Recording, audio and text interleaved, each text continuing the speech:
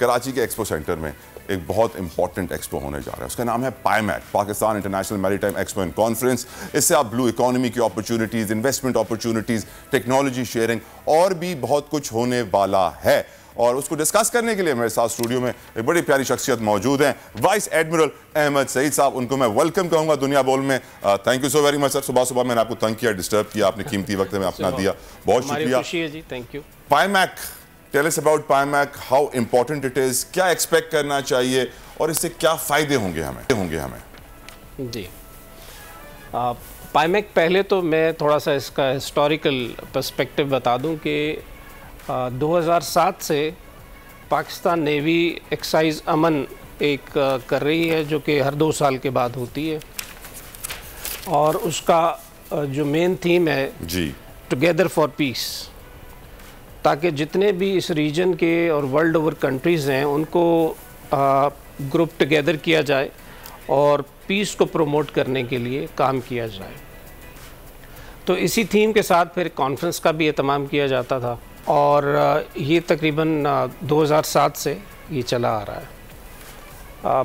उसमें जितनी भी हमारी बड़ी डेवलपिंग कंट्रीज़ हैं और डेवलप्ड कंट्रीज़ हैं, ये सब उसमें पार्टिसिपेट करते हैं।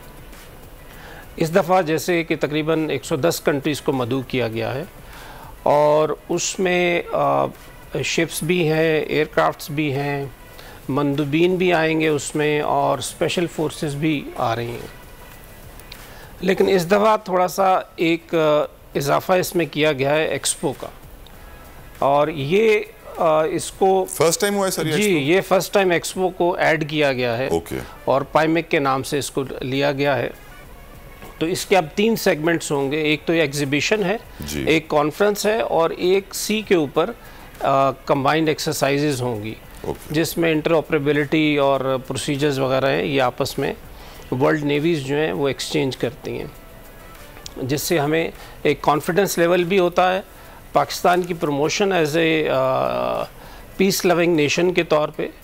और इस दफ़ा इकॉनमी को भी हम बीच में लेके आए हैं, जिसमें कि पाकिस्तान का जो मैरीटाइम पोटेंशियल है उसको हम इंशाल्लाह शोकेस करेंगे।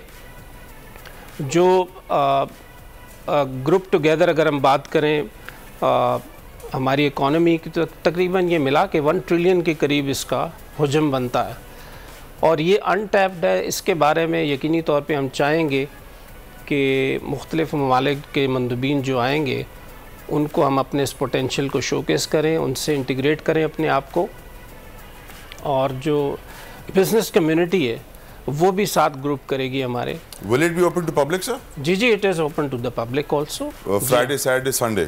जी हाँ, 3 दिन के लिए है ये। और तीनों दिन पब्लिक के लिए ओपन है? वो आइडियाज़ में होता है ना सर, आखिरी दिन पब्लिक के लिए होता है, पहले 2 दिन मंदूबीन के लिए होता है, तो ऐसा नहीं है? ऐसा नहीं है। ओके। यकीनी तौर पे थोड़ा सा प्रोसीजर्स होंगे सिक्योरिटी के। Who should come sir? I think everybody should come. सब आए? जी बिल्कुल, इसलिए कि इकनॉमिक अपॉर्चुनिटीज़ जो हैं वो ट्मेंडस हैं इसमें, और हर वो शख्स जो एक बिज़नेस कम्युनिटी से तो स्पेशली जो ताल्लुक़ रखता है उसको आना चाहिए। क्योंकि इस वक्त मुल्क की मैशत का ये हाल है कि इन्वेस्टमेंट्स हमें ज़रूरत है कि आएँ मुल्क में, हमारी अनटैप्ड मार्केट्स का फ़ायदा उठाएँ। कितने ऑप्टिमिस्टिक हैं आप, कितने एम्बिशियस हैं इस पाईमैक के हवाले से कि इन्वेस्टमेंट्स हम अट्रैक्ट करेंगे?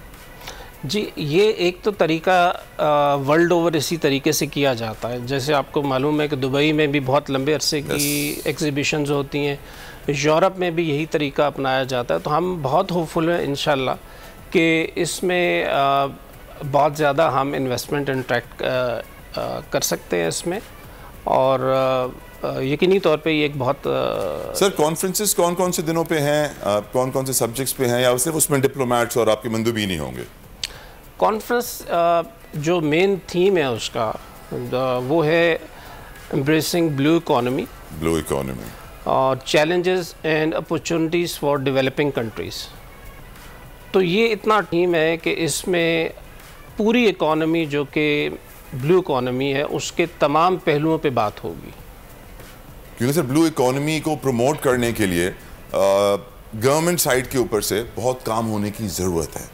फॉर एग्जांपल मेरे भी सर जानने वाले कुछ इन्वेस्टर्स थे, उन्होंने श्रिम्प फार्मिंग में काम किया और उन्होंने 7-8 करोड़ रुपए लगा दिए सर, और फिर मालूम पड़ा कि जब तक गवर्नमेंट प्रोवाइड नहीं करेगी तो वो उसको श्रिम्प के बच्चे बाहर से मंगवाना पड़ते हैं, और वो बेचारे आते आते मर जाते थे बच्चे, और फिर मुश्किलात का शिकार वो बेचारे, उनके पैसे सारे डूब गए। तो आई थिंक ब्लू इकोनॉमी का सर बड़ा बड़ा बड़ा स्कोप है, एंड आई होप कि पाइमैक इससे कामयाब हो। राइट, इस वक्त राइट सीएम साहब आए थे लेकिन वो चले गए, इसलिए हम व्यूअर्स को वहाँ नहीं लेके जा रहे हैं। तो ये बताइए एडमिरल साहब, ब्लू इकोनॉमी के अंदर आपने बिल्कुल सही किया, ट्रिलियंस की कैपेसिटी अनटैप्ड मार्केट है, और मुल्क को ज़रूरत है कि आप उस अनटैप्ड मार्केट का फ़ायदा उठा के इन्वेस्टमेंट्स लेकर आएँ और रोज़गार क्रिएट करें, इकोनॉमी का एक हिस्सा बने, एक हाथ बने, क्योंकि हमारी इकोनॉमी से तबाह हुई हुई है। मैरी टाइम में आज तक इन्वेस्टमेंट क्यों नहीं हो पाई?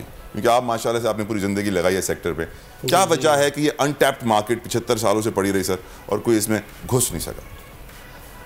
अच्छा, इसमें एक पहला बेसिक सा उसूल तो जो इकोनॉमी का है, जो हमने सीखा, वो ये है कि money goes where it grows. Agreed, पैसे से पैसा तो जहाँ वो जाए, जहाँ ग्रो कर रही हो, तो पहली चीज़ ये है, इसका मतलब ये है कि वहाँ पे इंसेंटिव्स होने चाहिए। तो हमारी मुल्क की पॉलिसीज़ को इंसेंटिवाइज करना पड़ेगा, ताकि ब्लू इकोनॉमी की तरफ उनको पॉलिसीज़ ऐसे दी जाएं कि वो इसमें आके अपना हिस्सा डालें। अदरवाइज़ ज़ाहिर है जो इन्वेस्टर है वो नहीं आएगा। क्योंकि जब हमें ये मालूम पड़ता है कि एडमिरल साहब पॉलिसी फ्रेमवर्क के पीछे हैं, तो हमें लगता है कि पॉलिसी अच्छी बन जाएगी। हमें मालूम पड़ता है कोई सियासी जमात पॉलिसी फ्रेमवर्क के पीछे, तो मालूम है अपने मफादात और एजेंडाज का दिफा किया जाएगा। So this is a concern for all the business community in Pakistan and abroad as well. Policy framework, cost of doing business, ease of doing business, क्योंकि ब्लू इकोनॉमी में सर हमारे यहाँ बड़ा स्कोप है, लेकिन सैडली वो स्कोप बिल्कुल भी यूटिलाइज पिछले 75 सालों में नहीं किया गया। आज भी हम देखते हैं वफाक और सूबाई हुकूमत चंद आइलैंड्स के ऊपर लड़ना शुरू हो जाती है कि आइलैंड हमारे हैं, आइलैंड तुम्हारे हैं, और उन आइलैंड के साथ कभी डेवलपमेंट नहीं होती है, वो उसी तरह बंजर पड़े रहते हैं। तो ब्लू इकोनॉमी में जो स्कोप है, वैसे कहाँ कहाँ स्कोप है, कुछ आइडिया दे दें सर। बहुत सारे हो सकता है इन्वेस्टर आपको सुन रहे हो इस वक्त। जी, इसमें देखें, सबसे पहले तो हमारे पास ब्लू इकोनॉमी में फिशरीज़ भी आते हैं, हमारे पास पोर्ट्स एंड शिपिंग हैं, हमारे पास जो एक्सक्लूसिव इकोनॉमिक जोन है, इसके अंदर हमारा बहुत पोटेंशियल है। सब सॉइल बहुत सारी सी बेड की एक्सप्लॉयटेशन करें तो हाइड्रोकार्बन्स हैं हमारे पास। तो इस तरह की बहुत सारी चीज़ें जो कि हम कर सकते हैं। सर, पाकिस्तान मैरीटाइम की इस वक्त सलाहियत, क्योंकि बहुत सारे लोग ना वाकिफ़ हैं कि हम कितने काबिल हैं, कुछ थोड़ी सी रोशनी डालें ना सर। Where do we stand? देखिए, टोटल मैरीटाइम सेक्टर को जब हम बात करते हैं तो मैरीटाइम सेक्टर में ट्रेडिशनल सेक्टर भी आता है जो कि डिफेंस से रिलेटेड है। जी हाँ। और दूसरे सेक्टर्स भी आते हैं जो कि नॉन ट्रेडिशनल कहलाते हैं।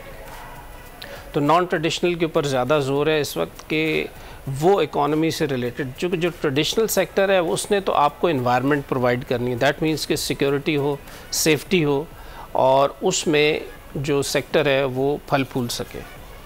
तो जो बाकी वाला सेक्टर है नॉन ट्रेडिशनल, उसके अंदर फिर ये हमारी मैरीटाइम एजेंसी है, पाकिस्तान मैरीटाइम एजेंसी, उसका काम है पॉलिसिंग करना, उसमें जो भी ड्रग ट्रैफिकिंग और इस तरह के मसाइल हैं और उनको देखना। तो ये सारी चीज़ें तो सिक्योरिटी के पॉइंट ऑफ व्यू से होगी। बाकी ये है कि जितना मैंने पहले आपको बताया कि जो हमारा अनटैप्ड सेक्टर है, इसके अंदर फिर इन्वेस्टमेंट की ज़रूरत है। राइट सर, हमारी दुआएं आपके साथ से मिलेंगे वहाँ पर आके, और मौजूद होंगे, पाइमैक देखने आएंगे कि कितना पोटेंशियल है हमारी इकोनॉमी में और कितना अच्छा एक्सपोन कॉन्फ्रेंस इन्होंने रखा है। अपने व्यूअर्स को भी आगे चल के दिखाएंगे। Thank you so very much vice admiral Ahmed Saeed साहब, आपने अपना कीमती वक्त हमें दिया। यकीनन जो भी इन्वेस्टर्स हैं और जानना चाहते हैं कि ब्लू इकोनॉमी में इस वक्त कितना पोटेंशियल मौजूद है इन्वेस्ट करने का, सर एनी लास्ट वर्ड? जी, एक लास्ट वर्ड मैं ये कहना चाहूँगा कि हम जो ब्लू इकोनॉमी वर्ड इस्तेमाल करते हैं, जी, इसके ऊपर थोड़ा सा मैं एक बात कर लूँ प्लीज़।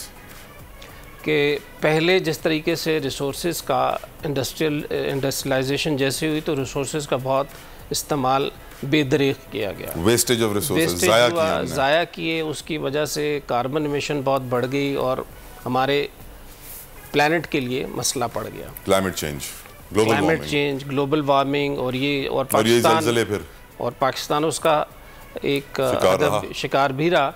तो ये फिर एक ये ब्लू इकोनॉमी 2012 से इसका एक सिलसिला शुरू हुआ। अब ब्लू इकोनॉमी में बेसिकली इतदाल की बात की गई है। कि वसाइल का इस्तेमाल इतदाल के साथ और ज़िम्मेदारी के साथ, जी हाँ, तो इकोसिस्टम को ख़राब नहीं करना हमने ये, क्योंकि ओशंस जो है ये ह्यूमैनिटी के एक कॉमन हेरिटेज है, तो ना सिर्फ हमने इस्तेमाल करना है, आने वाली नस्लों के लिए भी उसके ऊपर हमने छोड़ना है। सर हकीकत तो ये कुरान के अंदर भी अल्लाह ने हमें यही हुक्म दिया है कि इत्तेदाल के साथ, तमीज़ के साथ, ज़ाया नहीं करनी हमने अपनी रिसोर्सेज, और शुक्र अदा करना है जो अल्लाह ने हमें दिया। हुज़ूर पाक सल्लल्लाहु अलैहि वसल्लम ने भी ये कहा कि अगर आप दरिया के किनारे बैठ के भी वज़ू करें तो भी पानी ज़ाया नहीं करें। तो ये वो चीज़ें हैं जो कि हमने अपनी नई जनरेशन में भी इनकलकेट करनी है, इंशाल्लाह पोल्यूशन को रोकना है, इंशाल्लाह, और ये वो चीज़ें जिसकी वजह से ब्लू इकॉनमी को हमने सर्वाइव करवाना। अल्लाह ताला आपको कामयाब करे और इस कॉन्फ्रेंस को और इस एग्जीबिशन को कामयाब करे और हमारे मुल्क के लिए इन्वेस्टमेंट्स आप लेकर आए, ये भी हमारी दुआ है। Thank you so very much vice admiral Ahmed साहब। खूने नाहक बहुत पी चुकी ये जमीन, अब कोई दिन में ये खून उगलने को है, खत्म हो जाएगी ये तमाशागरी, वक्त पलटेगा रोजे जजा की तरह। ये जो पेशावर में ताजा लहू है बहा, एक क़यामत करेगा फलक पर बपा। गम की सलमनाक घड़ी में बोल सानह पेशावर में शहीद होने वालों के लवाहिकीन के साथ। सब्सक्राइब करें और बेल दबाएं ताकि कोई खबर रह न जाए।